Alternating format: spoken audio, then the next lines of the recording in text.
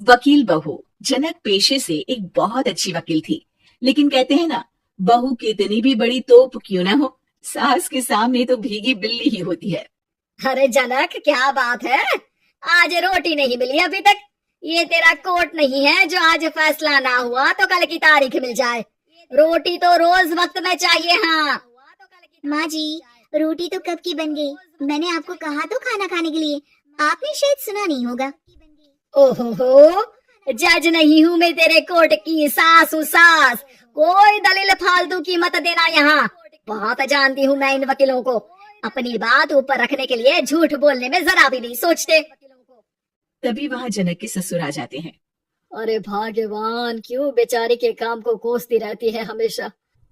मैं भी तो था वहां जब ये आई थी तुझे रोटी खाने को बुलाने के लिए। सास को तो अब गुस्सा आ जाता है कि कैसे किसी ने बहू की साइड ले ली। अरे वाह जी वाह, वो तो मैं जानती थी कि कोई ना कोई गवाह तो ये पेश कर ही देगी, पर मैं तो अब सीधा खाना खाकर सोने जाऊंगी।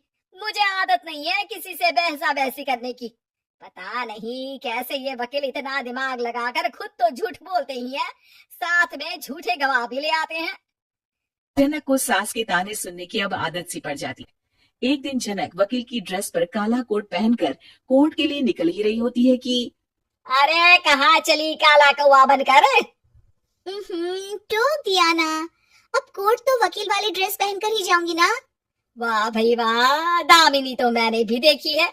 सन्नी पाजी ने ऐसा ही कोट पहना था और कहा था कि तारीख पर तारीख, तारीख पर तारीख। मतलब कि कोई बात करनी है तो बोलिए, वरना वक्त नहीं है मेरे पास खराब करने के लिए। अरे पता नहीं तुझ में क्या देखा मेरे बेटे ने, सारा दिन वकीलों वाली बहस करती है भोली भाली सास के साथ। अच्छा सुन, जो इतनी बहस मेरे आगे करती है ना, जरा अपने बॉस से कर ले, जो 1 साल भी ना हुए तेरी शादी को और काले कपड़े पहना दिए।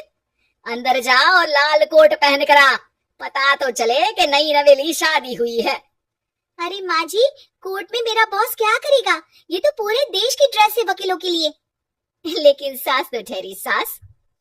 अच्छा, तो कोई जरूरत नहीं है 2-4 साल कोर्ट जाने की। शादी थोड़ी पुरानी हो जाए तब इजाजत दे दूंगी मैं तुझे काले कपड़े पहनने की। अब क्या था, मन मारकर जनक को लाल रंग का कोट पहनकर कोर्ट जाना पड़ता है। उसकी जाने के बाद हाँ बढ़िया, ये पूरे देश की ड्रेस की बात करने वाली। अरे पहना दिया ना लाल कोट। अब सास आए दिन या तो जनक को उसके काम का ताना देती या फिर उसका काम छुड़वा देने की धमकी। तंग आकर एक दिन जनक पति से कहती है, मैं सोच रही हूँ कि कोर्ट जाना बंद ही कर दूं। अरे क्यों यार, इतना अच्छा करियर है, क्यों छोड़ने की सोच रही हो? अरे लाल रंग का कोट पहनकर जाना पड़ता है। हर बात पर सास ताना देती है कि वकील तेज होते हैं, सवाल जवाब करते हैं, झूठी दलीलें देते हैं। अरे तो ठीक है ना, वो जो कहती है अपनी समझ से कहती है, लेकिन तुमको तो पता है ना कि सच्चाई क्या है। जनक को पति की बात से हौसला मिलता है कि तभी घर पर कुछ लोग आ जाते हैं। अरे ये पंच साहब कैसे आना हुआ? अरे भाई साहब, सुना है कि आपकी बहू वकील है। तभी वहां सास आ जाती है। हाँ है तो, लेकिन क्या हुआ, फिर कहीं बहस कराई क्या? अरे हम तो खुद दुखी है उसके व्यवहार से। अरे भाभी जी, आपको तो पूरा मोहल्ला जानता है कि आप कितना बोलती है। फिर हम यहाँ बहू रानी की कोई शिकायत नहीं, बल्कि अपनी परेशानी लेकर आए हैं। ससुर जी खुश हो जाते हैं। हाँ हाँ, मैं भी बहू को बुलाता हूँ। जनक वहां आती है, सबको नमस्ते करके बैठ जाती है। बहू रानी, हमारे गांव में बड़ी मुसीबत आ गई है। अब तो पूरे गांव की जिम्मेदारी मानो तुम्हारे कंधों पर है। अरे ना ना, इससे तो घर की जिम्मेदारी पूरी नहीं होती, ये गांव की जिम्मेदारी क्या लेगी? भाभी जी आप चुप हो जाओ, यहाँ पढ़े लिखे लोगों की बात हो रही है। आप जाओ, जरा रसोई से सबके लिए चाय लेकर आओ। मैं कॉफी लूंगी। हाँ हाँ, वकील साहिबा के लिए कॉफी। सास सर पैर सब पटक कर वहां से निकल जाती है। बहू, गांव में पानी नहीं आ रहा है, पड़ोसी राज्य ने हमारा पानी रोक रखा है। इसका मामला तो बड़े कोर्ट में चलेगा पंच जी, लेकिन ऐसा क्यों? वो राज्य हम लोगों से पानी के पैसे मांग रहा है।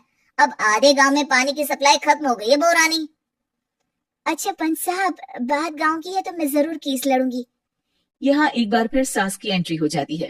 अरे वाह जी वाह, ये काम करवा लो, आप हमारी बहू से बहुत अच्छा करती है। मैं हूँ सीधी सादी सास। इस लड़की ने कैसे लड़ लड़ कर मुझे साइड कर रखा है, ये तो अब आपको पता चल ही जाएगा। अरे भाभी जी, आपकी आवाज तो पूरे गांव को सुनाई पड़ती है जब आप बहू रानी को सुंदर वचन सुना रही होती हैं। अरे वकील बहू मिली है, फक्र करो फक्र। हाँ जी हाँ, सारी फकर तो हम लोग ही करें। खैर, अब जो केस लड़ेगी और पानी गांव में आ जाता है तो पंच साहब लिख कर देना होगा कि हैंड पाइप में सबसे पहले मेरी बाल्टी और घड़ा भरेगा। अरे फिर तो हम बहू रानी के नाम पर घर पर ही सप्लाई दे देंगे, लेकिन ये इतना आसान नहीं है। बहू, गांव के पास अभी वकील करने की भी पैसे नहीं है तो। हरी पंच साहब, ये मेरे गांव का मामला है, मैं आपसे एक भी पैसा नहीं लूंगी।